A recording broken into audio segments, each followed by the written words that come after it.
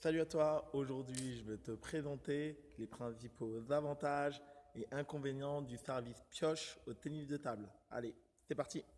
Alors, pour exécuter le service pioche, donc on va garder la même tenue de raquette, donc avec la balle, et donc effectivement on va reproduire approximativement à peu près le même mouvement qu'une pioche, donc l'outil. Donc effectivement vous allez lancer votre balle, pas plus haut que le niveau des yeux, et lorsque la balle va retomber, donc moi je vais aller avec la raquette, je vais guider la balle sur la table. Donc c'est un service qui comporte plusieurs variantes, puisque vous pouvez également effectuer le service pioche avec la tête de raquette soit un petit peu plus en haut, soit avec la tête de raquette qui va venir guider la balle vers la table pour l'accompagner.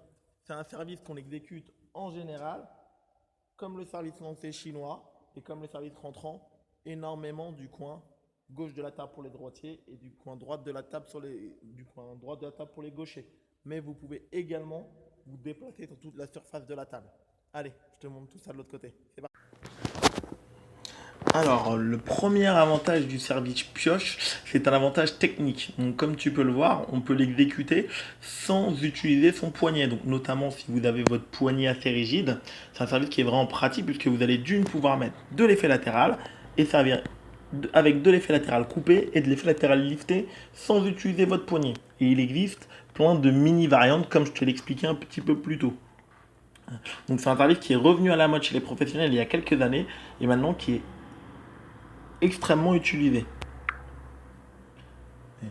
Comme tu vas pouvoir le voir, hein, et vraiment de façon, on peut l'utiliser court, long, donc il n'y a vraiment aucun souci.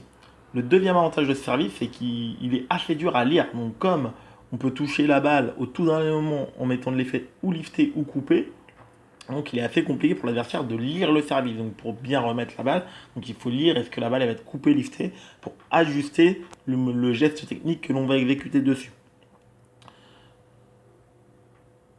Le premier inconvénient de ce service, c'est qu'en fait, il n'y aura pas de surprise pour l'adversaire. Une fois que vous êtes en position d'attente, comme tu es en train de le voir, l'adversaire sait automatiquement quel type de service vous allez exécuter.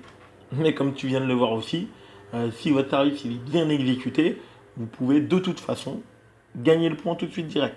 Donc ça dépendra bien évidemment de l'exécution de votre service. Le deuxième inconvénient de ce service, c'est que on va utiliser de l'effet latéral droite et le plein coup droit est ouvert. Ce qui veut dire que si l'adversaire s'engage en utilisant votre effet dans votre zone coup droit, donc vous risquez d'être en grande difficulté. Donc en s'appuyant d'une part sur votre effet, d'autre part sur la zone ouverte, votre zone coup droit, vous risquez d'être en grande difficulté. Ouais, comme tu viens de le voir. Allez, je te dis à demain.